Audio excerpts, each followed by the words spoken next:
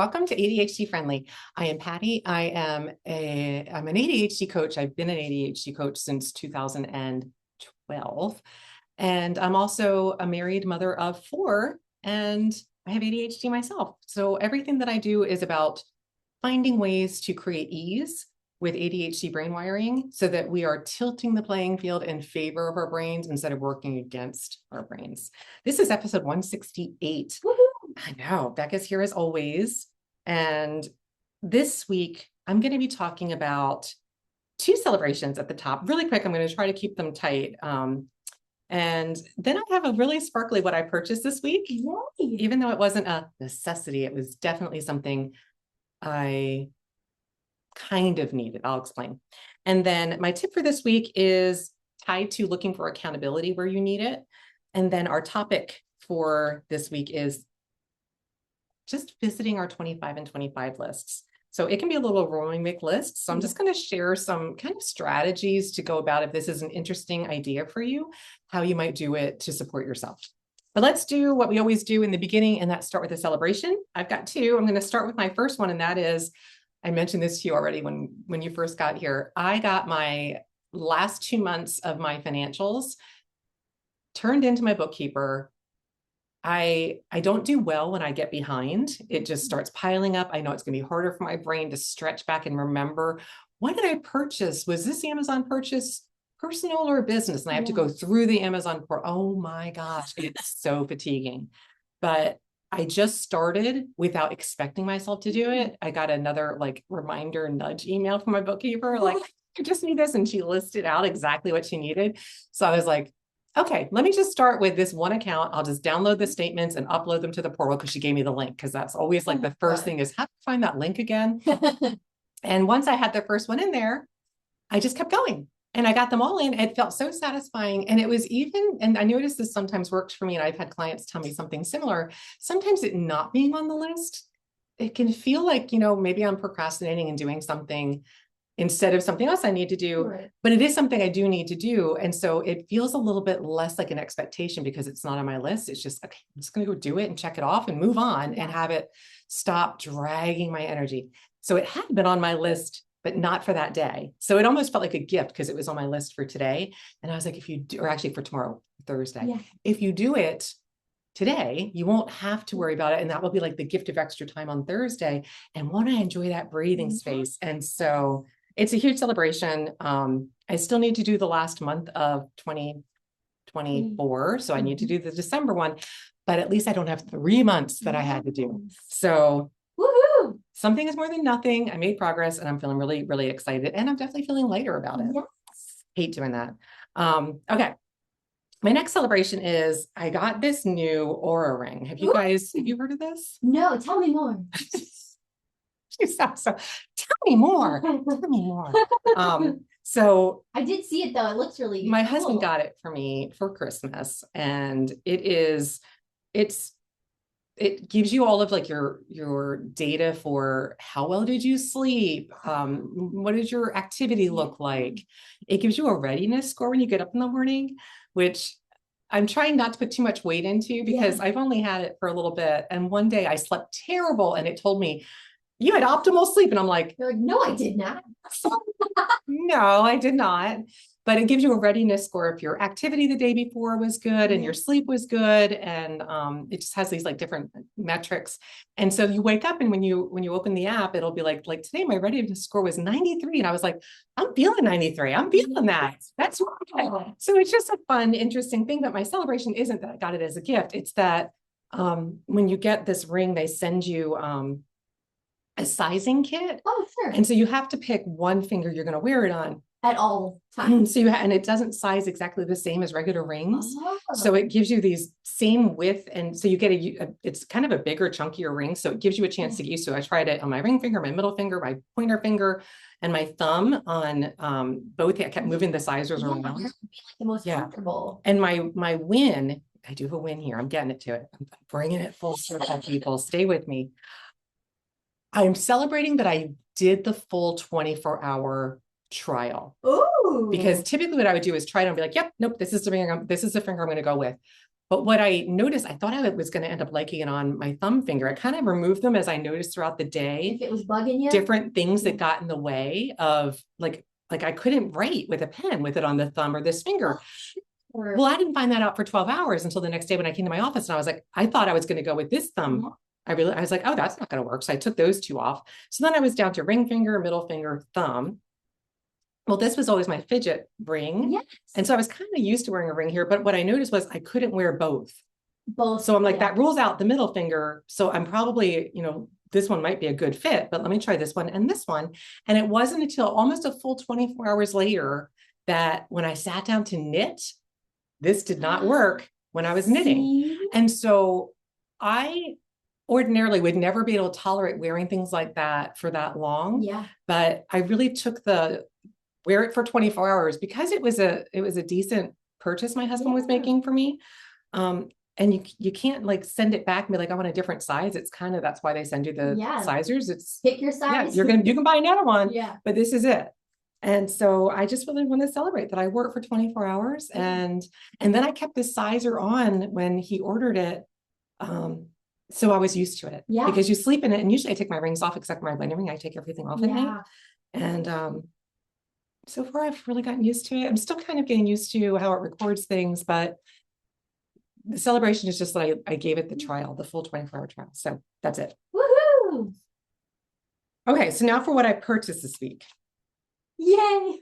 Not technically a need, but it has been something I was planning on buying. It's been on my list. I've done this would be my third winter if I didn't buy it. I think I've even mentioned it on a previous podcast. I needed a new kind of medium weight coat.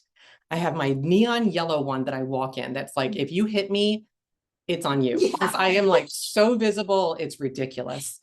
And then I have like a purple one of the same weight, but its sleeves are a little too short. They always have been. So I'm constantly having to pull it down. No. I'm taller. So if the sleeves are average sleeve length, they might work great for you. They're just not going to cut it for me. So they always drive me crazy. I don't like wearing it. It just gets in my way. Yeah. So I needed something that wasn't, the heaviest down coat and also not like a lighter, kind of like it's 50 degrees outside. I just need a jacket, but I kept pulling back when it came time to buy it. Cause it just felt like, Patty, do you really need another coat? Well, I finally got it. Still has the tags on it. So cute. I wanted the white one. This is the exact coat I wanted. They carried at Costco every fall. It was on clearance. There was only 5 of these bad boys left. And I got one of them.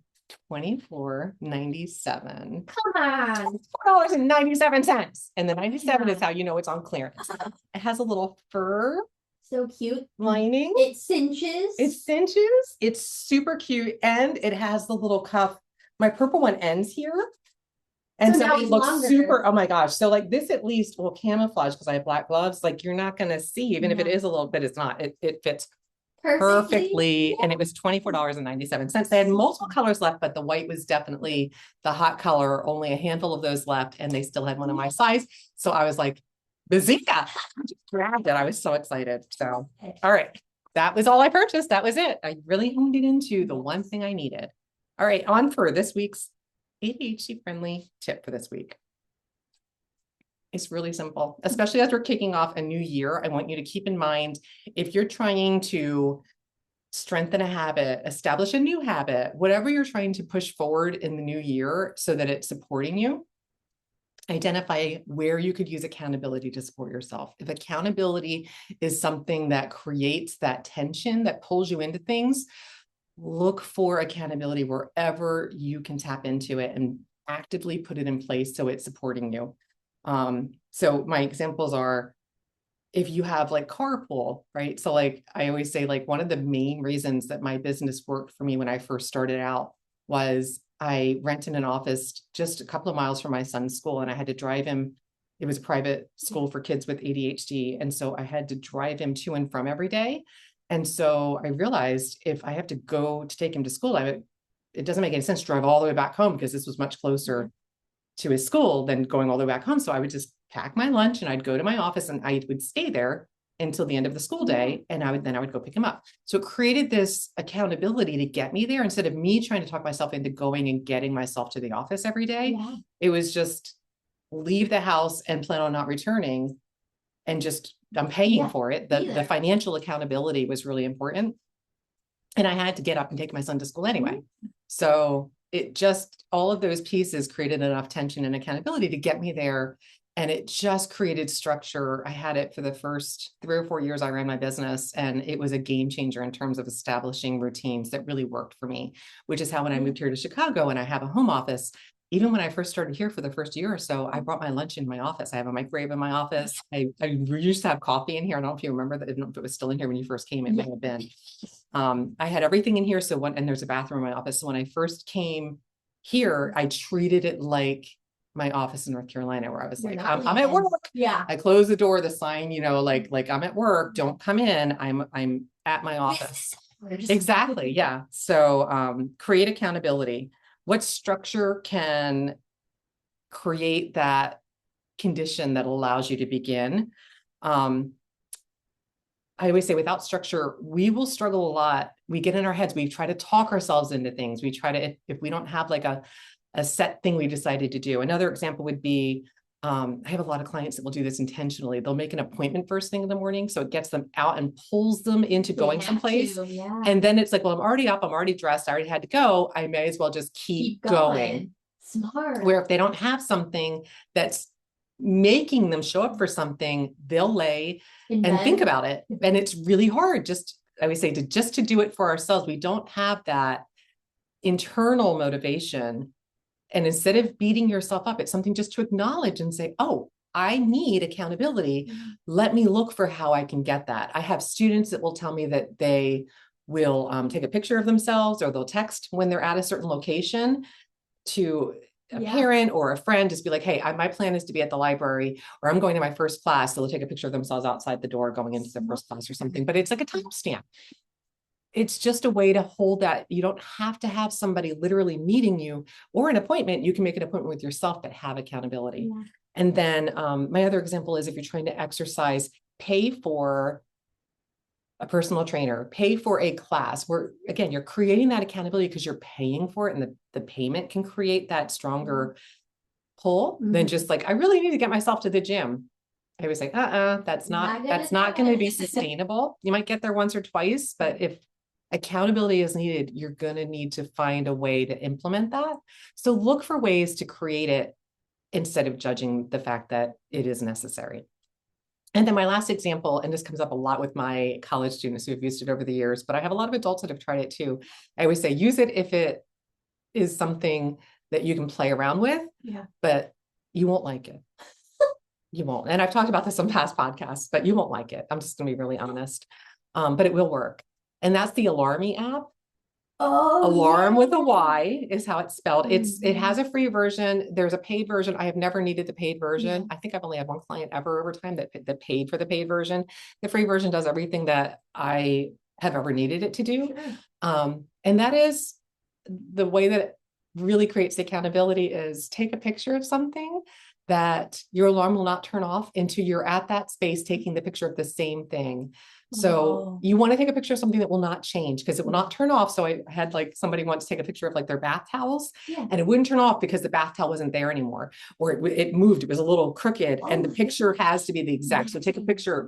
My favorite example was from a college student who took a picture of their light switch in their dorm with the light switch on. So they couldn't just take a picture. They had to turn the light on and then line it up because the light switch isn't moving, and then just take the picture and then it turns off. But it forces you to get your butt. If you take a picture of something that's out of your bed or even out of your bedroom, take a picture of like your refrigerator door shut, something that's not going to move. Your coffee pot. As long as it doesn't have a handle or something, it literally has to be the exact same picture. That's the part I'm going to tell you. You will hate it if you think about, I remember it has an option for math and I've never done it more than once. I did it once and I did it twice actually. I did it once and I tried moderate math because I thought, I can do moderate math. No, I can't even do easy math first. And the first easy math was like subtract 123 from subtract 87 from 123. There was all this I was like, I needed paper. Right. I was like, and the whole time the alarm's going off, I was like, this. That would give me so much anxiety. Yeah, but that, again, it's something that we call in the coaching world a fierce prompt. You're not going to be able to ignore it. You will not like it, but it will work. It's going to get the job done. So full disclaimer there, you will hate it. But if you need it, it might be something to experiment with. And then you can use it. I literally only set it when I have to. Yeah. So it might not be an everyday thing, but it could be something to play with to see how it works for you. Okay, so that is the tip for this week. Now on to our main topic for 168. This is our 168 episode. Make your 25 and 25 list. Woo. All right, so if this is a strategy that's sparkly for you, the idea behind it is just to put some structure around what you'd like to check off throughout the year in 2025. And because you're making a list, it's a way to come back to it and remember what your intentions are. So I have my 2024 list where I have 24 and 24. I always put them on a clipboard. I have my past few years here and I just keep adding to them. They're very sparkly for me to go back and look at, and I have little check marks to check them off. So I've already created my 25 and 2025 list, and there's now 25 boxes. And I'm just starting to create it. I do make two lists for myself. I make a personal list and I make a business list. I can't but I think of them as very separate things. So it doesn't work for me to have them all together. But I wanted to share some ideas if you like the structure of this, because one of the benefits of having a list is, number one, you can see what types of things you tend to get checked off. You can see what worked, if there was a pattern that helped you to get them done. You can also see what didn't get done and decide, all right, it didn't happen last year. Do I need to look at that for next year? Can I just let that go? Is it something I don't need to do? But then also, I think I've shared before when I did, I think it was a 23 and 23 list where I was intending to paint the outside of the house, but then we had to replace the roof. So like there was like a justifiable reason. I was like, okay, roof was a priority in 2023, but this past year in 2024, we did get the house painted. Yeah. So it was still on the list. I didn't forget the intention. And I was able to like have like that kind of plan where if we looked at something else that came across, like I was like, oh, we really probably should replace the carpet in this room. Oh, nope. It helped me remember, no, this year the intention is paint the outside of the house. In 2025, we can look at what's the next thing that needs to be done around the house.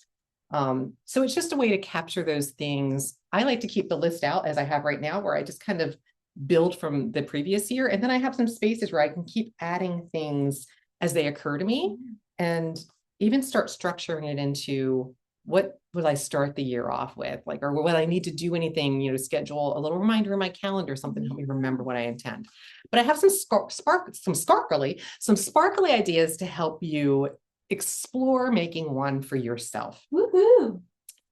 Use the number 25 in some fun ways. So the list will not work if it's just a bunch of heavy, I need to do all of these things this year. That's not going to be pulling you in. We need some sparkle in this. My list creates a lot of energy for me. Even though everything in here isn't energizing, it does feel very satisfying to cross things off. And I have never crossed all 25 things off. It's not really about that. It's about noticing, where am I having difficulty crossing things off and what's getting checked off every year. And some things I repeat, like my physical every year is on here, my mammogram. I just feel really good to check them off and to keep them in sight, because I also know if it's not insight in mind, it's gone. So here's some fun ways to use 25, since that's the year and that's the number. Maybe you plan to see 25 movies in a movie theater. You want to get back into movies. That could be a fun thing to kind of set an intention around, like looking for 25 movies that are theater worthy. Or maybe 25 books to read. Why not? Yeah. Right? I started my whole reading plan in 2023 with just trying to read 23 books in a year, which look at you now. Felt crazy. I know this year I read more than 70. Yeah. All right. It's crazy. If you had told me 2 years ago that would be possible, I would have been like, how? Are you like stretching the day? Are you like making more time somehow? Have you figured out how to manufacture? Yeah. So maybe just, making a plan and just I have one whole 25 and 25 list for books where I just write them down so I can keep seeing what did I read.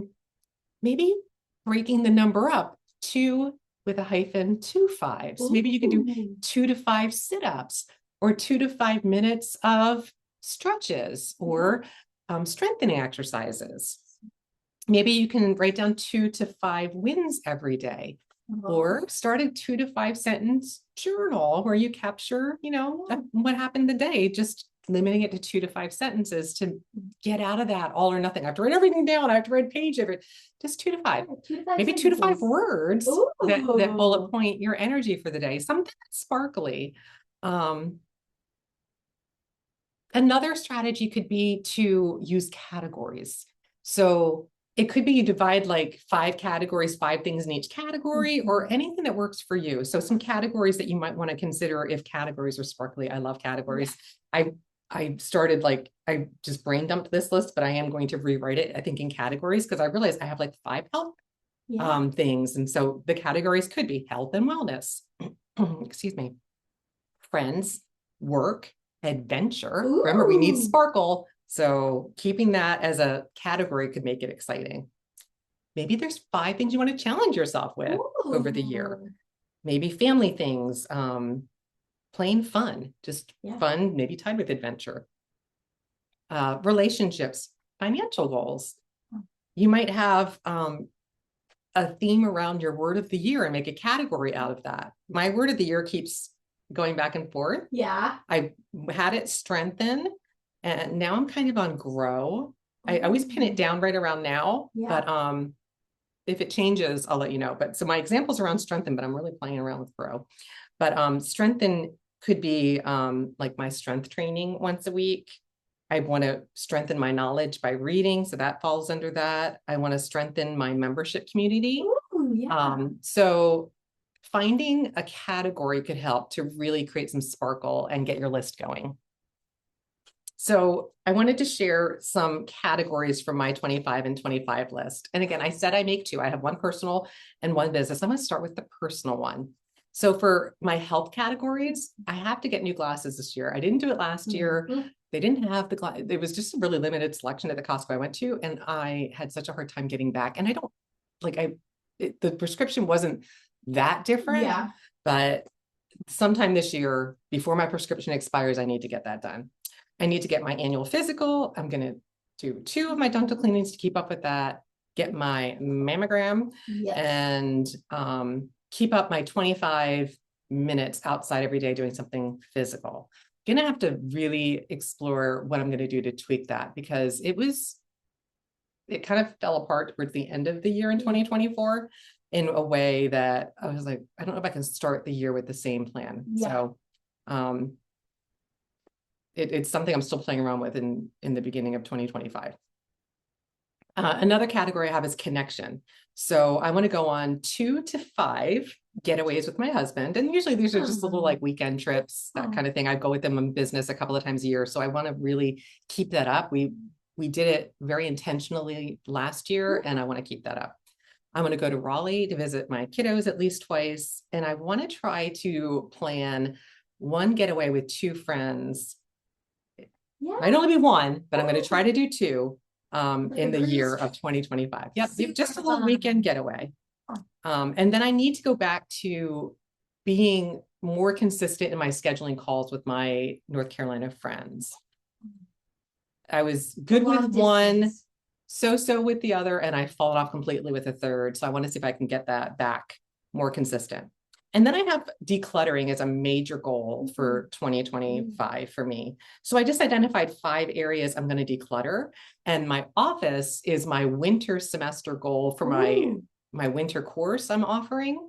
If you haven't signed up, it's not too late. Go to ADHD-Friendly.com for all the details, but I'm offering a semester-long course that's all about planning your best year yet. And I invite everybody to set a semester goal. And my semester goal is to literally 1 shelf, 1 cabinet at a time, declutter. Love it. I always do everything all at once, and it has reached a point where that's not realistic.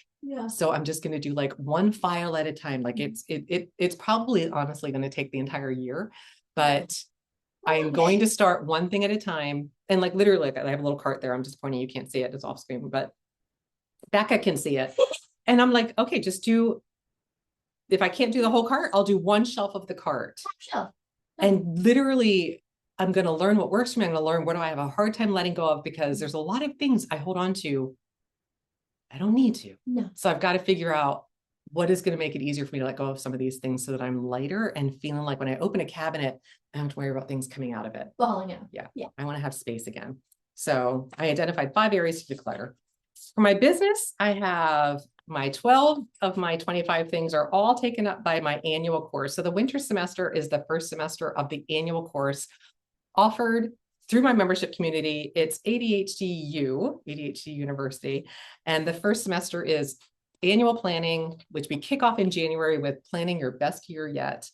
And so every month over the course of the next year, there'll be on-demand videos, there'll be live sessions, and it's going to be rolling out. I'll be creating it as I'm offering it, and then it'll be on demand going forward.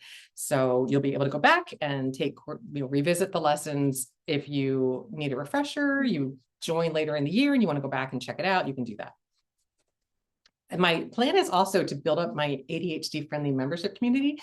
This is so sparkly to me because I always had this like number I want to reach by the end of the year. And this year I'm playing with the 2 to 5, and I'm just making a goal to increase the membership by 2 to 5 people a month. I love that. That's it. That's it. So very doable, and it's very manageable. It makes it feel like I can still keep it very personal and really connect with people, which is just my favorite thing about the membership community. So I invite you again to check it out. If you want to have more intentional, structured offerings to help you to struggle less and thrive more, it's what I am all about. So join me on my journey if you would like more of the same.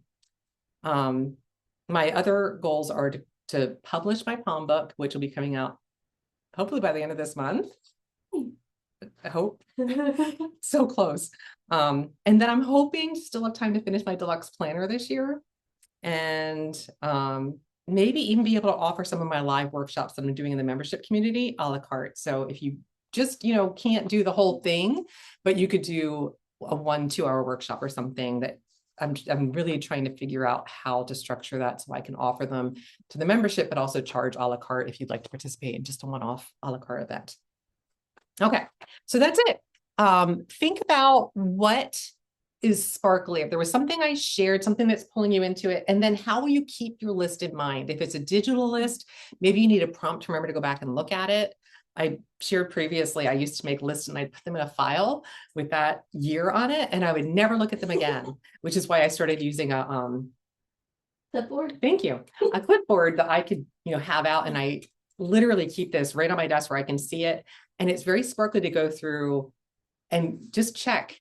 Have I done anything haven't checked off? The big things, I kind of know what they are, so I can't wait when I finish it to go get the clipboard out and check it off. But then when I'm here, I'm like, oh, let me just revisit and see what else I'm still working on here.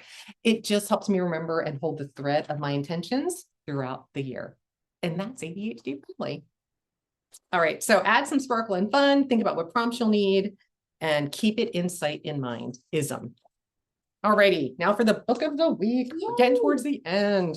So the book of the week for this week is, hold up my picture.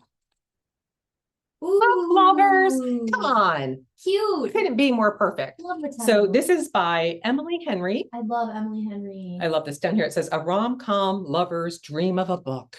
That's what I want to be reading. It is light, it is fluffy, it is fun, it is easy. If you just need something to kind of lighten the load, it's not going to require a spreadsheet to keep up. I started reading a book last week, and it literally on the front page had like this breakdown of all of the different houses and families and how to know their relations. And I was like, I'm out. I can't right now. I just don't have the bandwidth with everything else going on.